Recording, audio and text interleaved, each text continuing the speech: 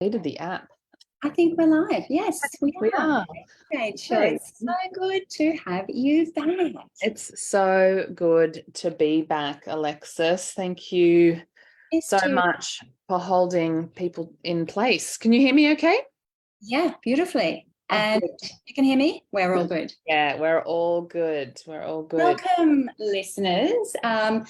I'm Alexis Dennehy. I'm a naturopath. I'm a yoga therapist. I'm a public health practitioner, which is how I came to know Dr. Rachel Hannam. Would you like to introduce yourself? Yes, so I'm Rachel. Some people watching might know me. I'm the clinical director of North Brisbane Psychologists. And Alexis and I have been friends and colleagues for, I think, 2 years now, thereabouts. Yeah. I'm running workshops and retreats and that kind of thing. And our mission is to bring high quality psychological skills and strategies to you, to everybody, to make them extremely accessible, because we know that not everyone can get in time-wise or finance-wise to see Dr. Rachel or myself. So we encourage you to make the most of these conversations. So please engage with us. Drop us your comments, your questions below. And at some point around about the halfway or just after mark, we'll touch base and respond to your questions. Yes. Today is, I always say exciting topic, but it is a particularly cool one, the neurobiology of thinking.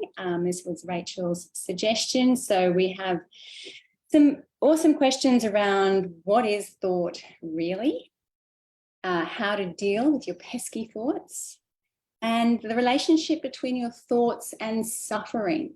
Rachel and I both share an interest in meditation, contemplation, with the origins in Buddhism. And so, yeah, I'm really interested in that particular topic. Anything you'd be liking to touch upon, Rachel, today? Yeah, I came at this from, when thinking about this topic, thinking about obsessive compulsive disorder, which is a form of anxiety disorder. And the way that it operates, because I'd made a comment to a very good friend of mine who's a psychiatrist that, it's hard to treat. And she disagreed with me. Mm-hmm. And we talked about exposure and response prevention, ERP, which is a branch of cognitive behavior therapy. And it got me thinking, what is it that can make obsessive compulsive disorder hard to treat? And I thought, my clients who struggle with obsessionality, and look, I'll put my hand up and say I struggle with obsessionality. It's come with a deal of success, but it's sometimes come with suffering, is that thoughts that are accompanied by feelings or which trigger feelings can feel so compelling, so real, which is where we get the compulsive behavior.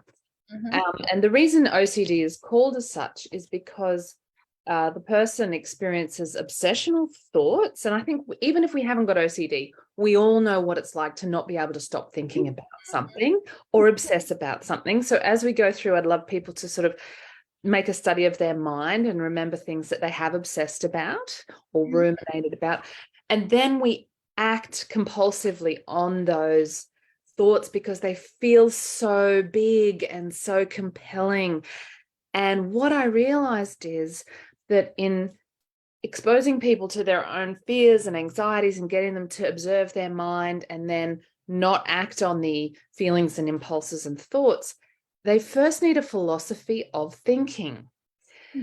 And it sometimes helps my clients to know that their thoughts are not magical, their thoughts are not factual a lot of the time. As we know with NVC, a lot of interpretation and inference and judgment and blame goes on in our minds. Thoughts are not predictive of the future. Thoughts are not magical. They don't have any magical or superstitious qualities. But until people can really, really get that frame of thoughts are just thoughts, they don't necessarily mean anything, then it's hard for them to do the work of therapy to stop the compulsive behaviors, the not maladaptive behaviors. So I thought this is a great topic. What are thoughts anyway? And how do we change the nature of our relationship to them? Sorry, that's a lot. I like it. So I'm hearing that we're talking about how to unhook from your thoughts to realize that I'm not my thoughts. Yes. And also the other side of that is that we can then use the mind more constructively. If we're not owned by it, if we are the master of it, then I can choose where I place my mind, how I hold my mind, how I steady my mind. Yeah, it becomes a tool rather than me being the tool or the puppet. Ideally, that's right. Like, do we have large, amount of control over our mind, partial control, or have we lost all control of our mind? And it's a continuum, and we've all been at different parts of that continuum, feeling more or less in control of our own minds. And yeah, what are the conditions under which we do regain some influence or control over more, not the mind so much, but the influence of the mind, the impact of the mind. Mhm. Because I can think violent thoughts, and which I don't really on a regular basis, but it doesn't mean I act on them and do violent things. They're there, and they're there for all of us. That's the shadow, right? That's So going, yeah. So, and I want to differentiate between thinking, feeling, and observing, Mhm. the thing that happens out there versus what it stimulates in here, which are thoughts and feelings. And it's good to get clear on those as well, so that we can be more of the observer and less caught in our thinking. Now that is a very interesting topic, the relationship between thought and sensing, because I noticed that the link that you sent me, which I can include below, spoke about them being completely separate. And I do, my direct experience is that sensation helps me to detach from my thought, incredibly valuable. And yet I came across a philosopher's work, actually, Carruthers, and he had some really interesting statements around consciousness only existing, from a sensory stimulus, which I have to fundamentally agree with. So, yeah, I'm interested in your thoughts on that relationship between thinking and sensing, Rachel. How can you help us to build an understanding on that? Well, I think from a theoretical framework, this is the realm of philosophers as well as psychologists. If you look at the Wikipedia page on thought and thinking, it's massive, and it goes through different philosophies over the millennia about, what's the is thinking pure logic, and if we're full of emotion, then maybe that's emotion, not thinking. And of course, there's this oneness, an embodied cognition, as they call it, where I may be simultaneously thinking, I shouldn't have gone to that party, and being full of shame, and, seeing that text message on the phone where somebody's maybe written something really negative, or on a social media post. So there's three things happening in that situation, right? There's the comment I might have just read on my phone, which is an external stimulus. There's a feeling of shame that washes through my whole body, or anxiety. And then there's a thought, I shouldn't have gone to the party. I knew I shouldn't have gone to the party. Now, in some ways, those experiences just all merge together, and they are very interconnected because it all happens like that. But later, when we're reflecting, we can unpack that was the stimulus or the trigger. The feeling was this. I told myself this. And we can differentiate between the external stimulus, the thought, and the feeling to some degree. And I think that's so helpful. It is. Why? Why is that helpful to be able to separate? Okay, good. Because then I can see the triggers out there. Something actually did happen. So I have an observation, which is reality or truth. Something happened. I read that comment. But then if I can see what I'm thinking, the story I told myself was, I can see the interpretation I'm making and differentiate that. And even that can give me a bit of strategic psychological space, right? Okay, yes. I don't know for sure, but I'm telling myself this story. These are my thoughts. Yeah. And then if I'm feeling shame, then I can give myself compassion or empathy, because that's a very human feeling. Okay, this links back to the conversation with Judy a couple of weeks ago, where we spoke about separating out, certainly parts of ourselves. Yeah, observation, thought, and feeling, so that we can make more sense of who we are and why we respond, and choose more consciously, more deliberately. I like that. That's a really nice, simple framework. I would love to acknowledge a powerful woman scientist, a pioneer at this point in the 60s, for her work in spatial cognition, because I've noticed when I talk with other colleagues or with my clients, the more we can spatially create these abstract constructs of what's happening inside, the more we're able to talk about them. Okay, so now I can talk about my thoughts. Now I can talk about my feelings. Whereas otherwise, as you say, it's just a big blurry mess.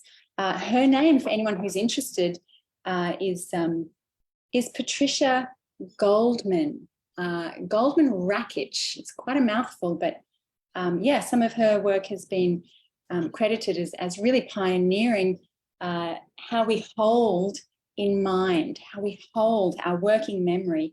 And she certainly has some wonderful work on the neurobiology of thought. So I also love that she's a woman, you know, in the 50s as a scientist. That would have been pretty amazing. Thank you for sharing all these resources and theorists, because this is such a massive topic that we're trying to tackle here. But I'd love to maybe you can leave some links in the comments for people who want to do more reading. And I'd love to give some practical strategies that people can use to manage their intrusive thoughts or manage thoughts that cause distress. Good idea. Great. What have you got for us? Yeah, how do you personally manage distressing thought, Rachel? Well, I'm still a fan after all these years of, if I'm having intrusive thoughts, or perhaps just negative, stressful thoughts, which are almost always intrusive to some degree. Yeah, that's the phrase we use in therapy, is intrusive thoughts. They come like intruders. You don't really want these thoughts to keep coming, but they come anyway. And I'll say something first before I suggest my explicit strategy, because sometimes this helps me and my clients just to recognize that my thoughts are a symptom of my physical and emotional state. When my physical and emotional state is more calm and relaxed, my thoughts tend to be more calm and relaxed. And when my physical and emotional state is tired or agitated or tense or something else, my thoughts tend to be more agitated and tense and go faster and be more, stressful. So, you know, sometimes I'll just work on at the physiological level, the bottom-up strategies. Sometimes, but the problem is the mind, right? The thinking mind is always chattering. And the first thing I work on in myself and my clients is tuning in and like over listening in, or like trying to kind of almost, like, you know, when you listen through the wall to a conversation that you're not supposed to be listening to, it's almost like we've got to listen to our minds as if we're listening in on a conversation, because they just have a mind of their own. You know, Beyond Blue, they say minds have a mind of their own. And so often people's thoughts are like the radio on in the background that they're not actually listening to. So I ask my clients to identify what they're thinking in certain situations, and they don't know, because they're not even paying attention to the monologue or the dialogue going on in here. So first of all, you've got to actually listen in. Just stop, slow down. What am I telling myself? Where is my mind? If you can isolate just one thought, which is what this is a strategy I like to do. One thought, you know, this thing happened and I'm really upset about it. Or I shouldn't have done X, Y, and Z. Just try and boil it down to one thought that's plaguing you. Could we do that right now? We can jot them down for ourselves. Let's jot something down. So it could be something, I'm just going to go with, I shouldn't have sent that email. Right? But it could be, I should have, you know, I should have known better. Or it could be, you know, so I should do that thing that's been on my mind for a long time. Okay, so you're looking for a should particularly, is that right? Could be a should. I mean, that's a very common stressful negative thought. Should could be he, she, they, me. Another one is just, we just can't stop thinking about something that actually happened. Like, this person let me down. They let me down. And but add a feeling, they let me down and I'm sad. I'm disappointed, So take the thought, whatever it is, I'm going to go with, I shouldn't have sent that email, and just put in front of it, I'm telling myself. It's such a simple strategy, but if you do it a few times and you come back to it a few hours later and maybe the next day do this exercise again, it actually has some changes, can make some changes to your neural pathways. Because now it's not, I shouldn't have done that, but I'm telling myself a story that I shouldn't have done that, but I did it. So it just creates a bit of that observing distance as well. Sometimes that's enough to loosen the grip of the thought. Yeah. So the practice is to observe a thought, just to be able to touch on one. What is that thought that I'm telling myself? Identify it, yes. Yeah, I find it so helpful to speak it out loud or to write it down. Again, it's something about making it concrete in hard form. Yes, I agree. In space. And then I can acknowledge, right, I'm telling myself blah, blah, blah. Therefore, I can choose whether I want to keep telling myself or tell myself something else, or even just observe, okay, it's just a thought. It's nothing more than that. Exactly. So the first step is identifying or boiling down and recognizing a boiled down kind of, in ACT, they call it a title for the story, because often our minds are telling these complex stories and we just want to boil it down to what they call the title of the story, This is where I am such a fan of meditation, because that's really what we're doing in a sustained way, right? The fact that I'm observing and I'm observing my breath means that I'm not that thought.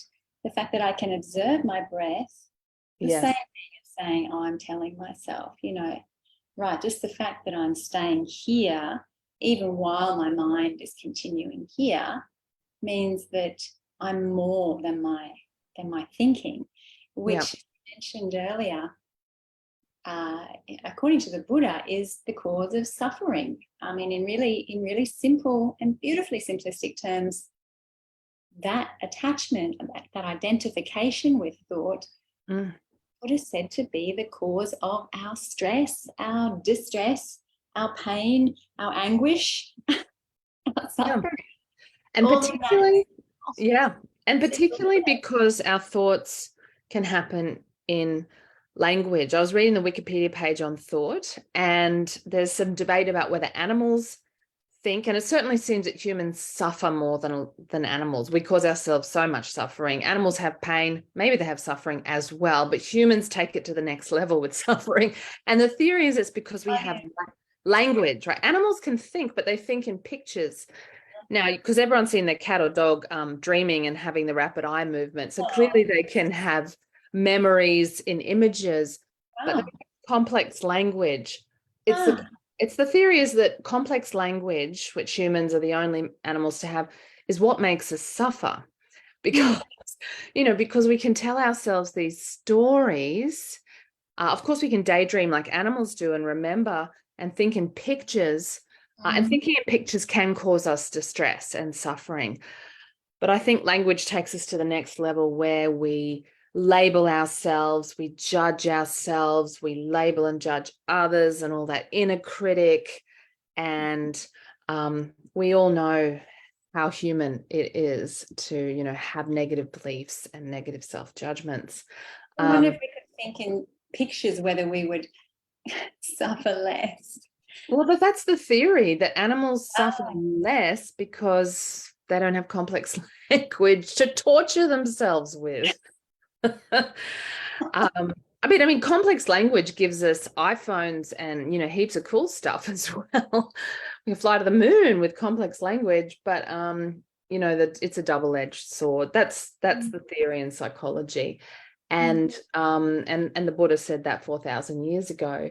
And so we do need to change the nature of our relationship with our own minds. Let's go back to the OCD, because people with OCD, they don't just have like, I shouldn't have sent that email, or I should have known better. They have thoughts that are telling them, you have to do this, you have to do this. And then they follow those thoughts, or they doubt themselves. I didn't check the windows.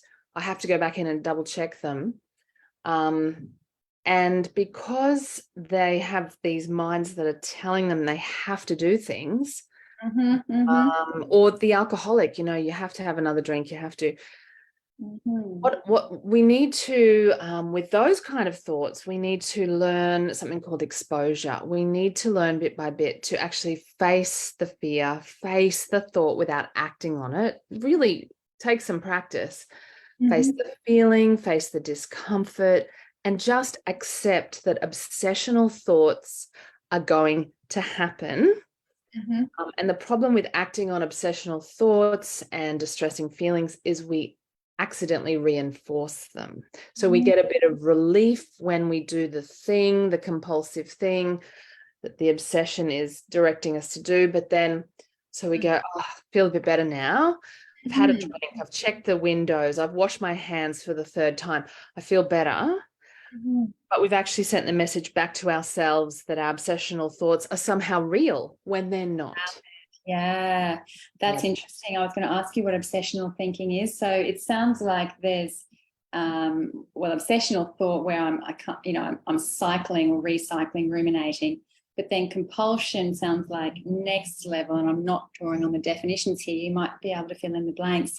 But the difference, whether it's internal and I can see it as a thought, smile at it, shrug it in some small way, versus, my actions being pushed. Well, the obsession is internal. And the compulsion is the external. That makes sense. Even if people don't have OCD, and most of us don't have a disorder like this, we all can understand the obsession is the mind and the compulsion is the behavior. We think about food until we get food. So we're eating. I mean, so to some degree, this is helpful, right? The alcoholic thinks about alcohol until they get the alcohol. And they're compelled, right? When something doesn't feel like a choice anymore, but we're compelled, we feel like we've lost control of our mind and our actions. And, all of us have experienced this to some degree. So the practice is to be able to face the feeling and tolerate it without acting on it. And we can start in small ways. We often have this graduated exposure or a list of triggers that we make, which can be a very helpful exercise for all of us, actually, is to make a list of triggers, small to big, and then kind of go through and, let ourselves be triggered and just see what that feels like, and don't act on it. Just feel it, let it pass through. And then we don't reinforce the thoughts and the obsessions. We need this theory of thought, that thoughts are just thoughts. Yes, is that the philosophy of thinking, that thoughts are just thoughts? You mentioned philosophy of thinking. Yeah, so thoughts are just thoughts.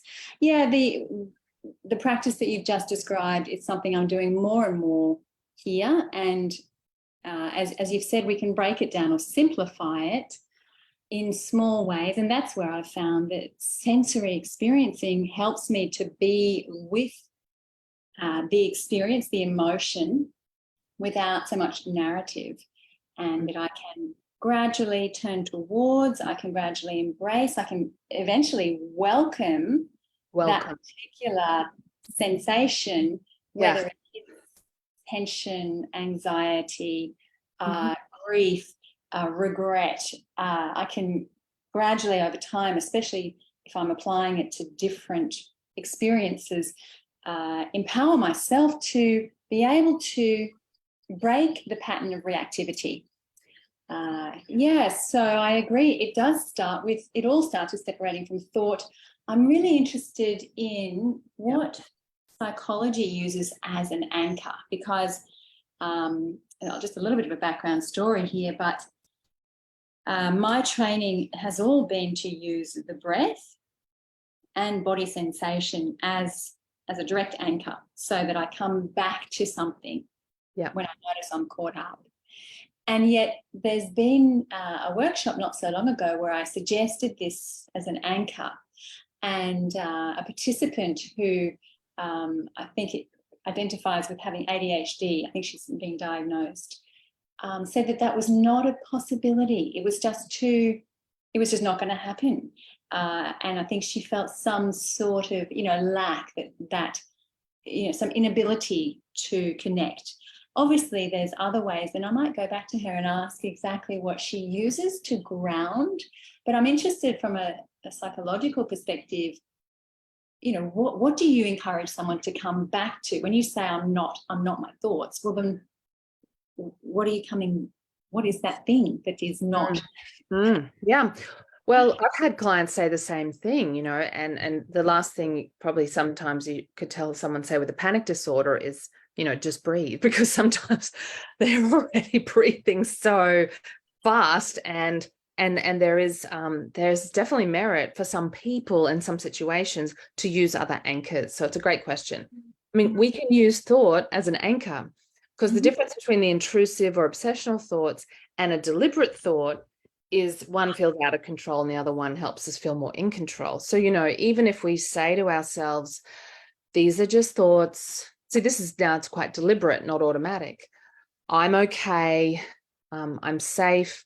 It's just anxiety. These are just thoughts. I'm telling myself it's bad and it's going to be bad. That's just what I'm telling myself right now. So we start engaging in intentional or deliberate self-talk to kind of just to quieten down some of those intrusive thoughts. That can help some people. We're all different. I would use the breath myself, but like you, I've had a lot of body-based kind of training, including dancing. I think if you've done a lot of sport or dancing, you might be able to get into your breath and body more easily, meditation, yoga. But we're all different, like I said. So for some people, it might be mindfulness, engaging the senses, stopping and seeing and picking 5 things that start with the letter S, or finding 4 red things, or, whatever, just to engage the eyes and distract and refocus. So with my client, and so some of these are bottom up. So anchoring in the breath is bottom up, but changing your thinking to be more deliberate and helpful is top down. And I guess with my clients, we just try all the things until some things work. Just try enough of them, and one of them will click. Yeah. So we're coming close to time, and I'm keen to check in with our listeners. So if you have any questions, now's a really good time. It's a great topic, Rachel, and I'd also love to answer, what is thought really at the biological level? Can you say something about that? Because I know you know as well. Yeah. I mean, this is just anatomy and physiology is great to, just to break down, to simplify the very matter-of-fact reality. And that is that a thought is nothing more than, one neuron, which is just a cell, just like any other cell in your body. It has organelles and it has a nucleus. It's just a specialized cell that secretes a chemical, and that's picked up by the next nerve, and the signal is passed along the nerve, really through simple mechanisms, all driven by homeostasis, and that is the shunting of potassium and sodium. And then that stimulates an electrical impulse along the nerve. And, just to go, oh, what a fascinating, beautiful, stunning design is that, and that's all that's happening. Even now, as I'm piecing together what the nerve looks like, that's just firing neurochemical exchange and a little chemical reaction that's passed along. How cool. It's so cool. And in your awe and wonder about that, and your kind of curious spirit that you bring to that, you cultivate the observing self, like, Mm. that's, there's a sense of stepping back from the process, Mm. and in finding ways to observe thoughts as just thoughts, whether you take that microscopic neurochemical view and remind yourself of that, or sometimes I picture my brain settling down, my neural activity settling down, and I tell my brain to settle, it's okay, time to settle. And I just visualize somehow the activity slowing down.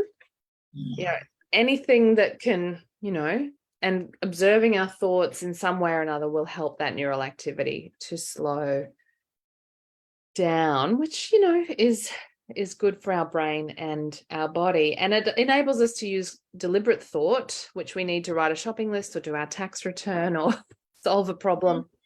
Some thoughts are very helpful, but some thoughts are very, very unhelpful, right? I really like that metaphor. I've been practicing self-empathy, and Sarah Payton, who I know you know, she talks about metaphor being something that we attune to. It's soothing. Yes. Easy enough to work with a metaphor. So again, I'd like to thank Goldman for her work in how we build images so that we can then use our minds more constructively. Yes. And beautiful ones. The more beautiful, the more likely I am to use it. Yeah, I agree. That's why metaphors do work so well. Now, I had comments that I can see. Can you see something on yours, Rachel? Otherwise, I'll try logging in and out again. Yeah, I can't see any. But I mean, people often watch these back later. So they might be getting off on what their neurons are looking like inside. Do you want to do the dyad that you spoke about? I would love that. Thanks, Rachel. The dyad is a practice that is specific to nonviolent communication, which is a shared practice of our community, the yoga and psychology community. And we practice it, once a month, the last Sunday of the month, we get together. And it's an interpersonal meditation. I personally have found so much value in it, particularly in my intimate relationship. And I love it when we do it, Rachel. So we might even, I'll set a timer, and do you think 3 minutes each would be about right for us to wrap up and call it a day? I'm happy even with 2. Given the time. Yeah. Set timer, 2 minutes. 2 minutes, counting down. So, Rachel, how is thinking alive in you now? What I'm noticing now is that I'm more in a perceptive or observing space. And I'm having the thought that paying attention and being open and perceptive is not the same as thinking, but that's a thought. And I'm experiencing a kind of relaxation probably through this part of my head as I'm just watching you on the screen, noticing my breath, feeling open and focused, and having moments of no thought. And now thinking about what my mind is doing.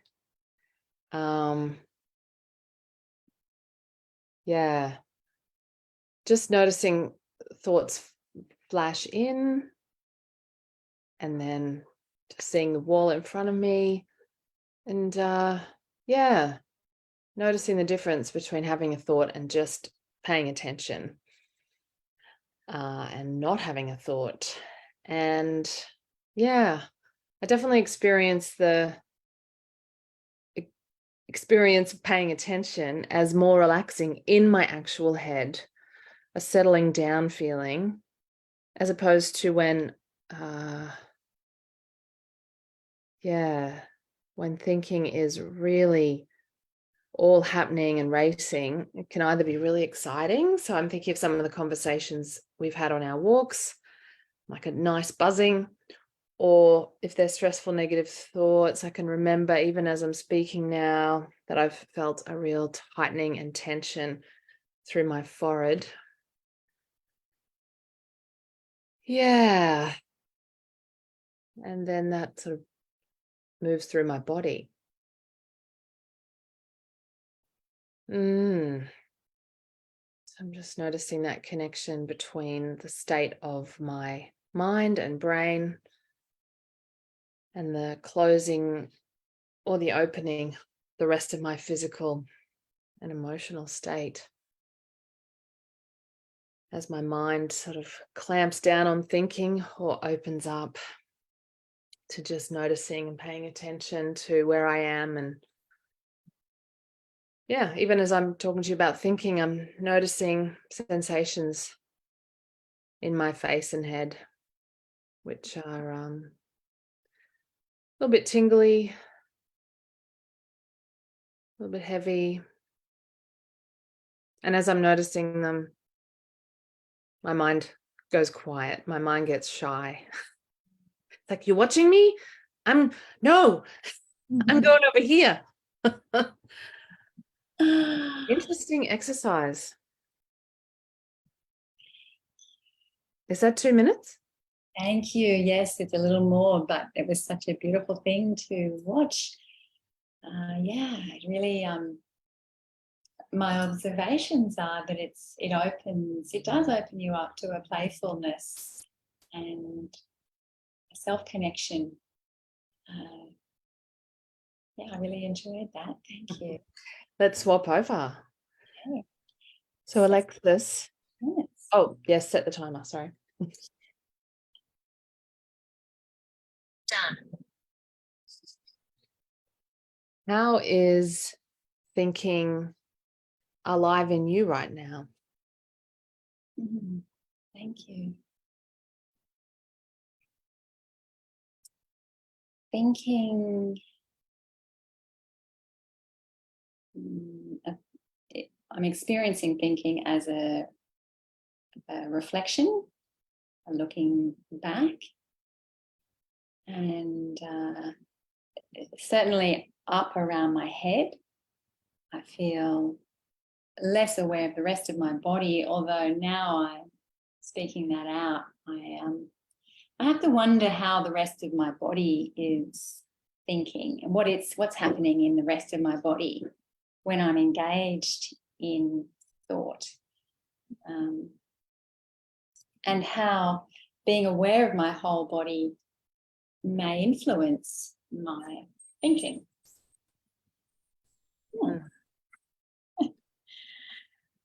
And I'm happy with that.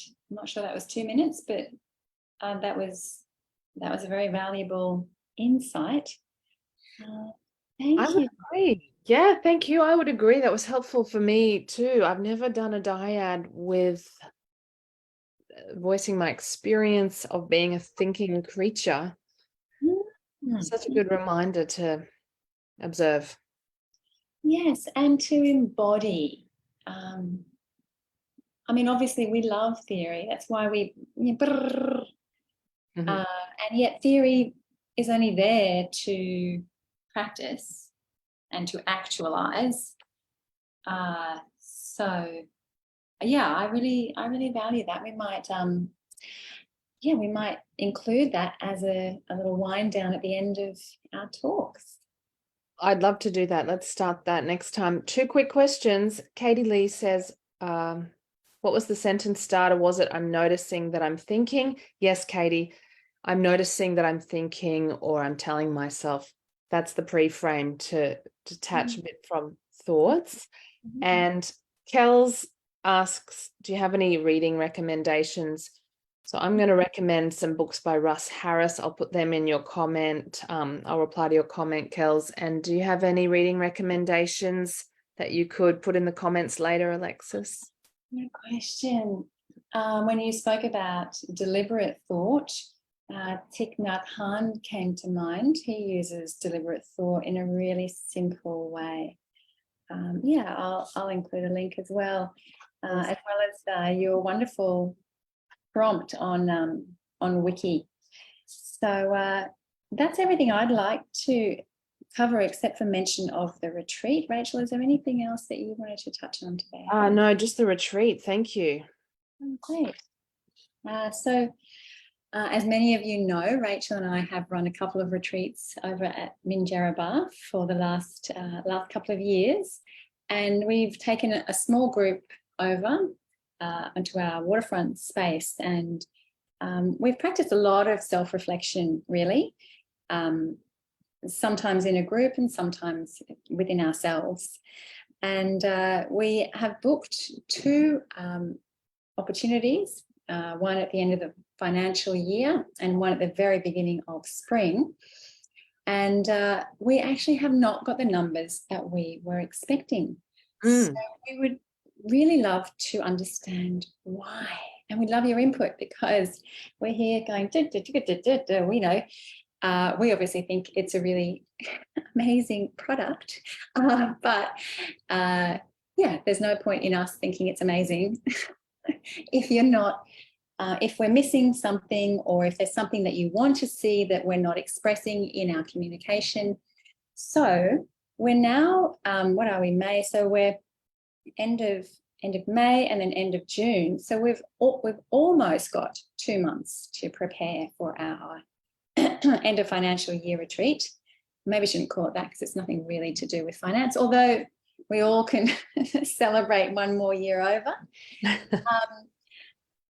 So in essence, we've got time to collaborate with you on what you would like from your time with us. So if there's particular areas, I know the emotional intelligence workshop that we ran last year went really well. The art and science of emotional regulation also had a very big uptake. We've obviously got our beautiful core NVC followers, many of whom I think are planning for September. So again, let's make the most of the time that we've got to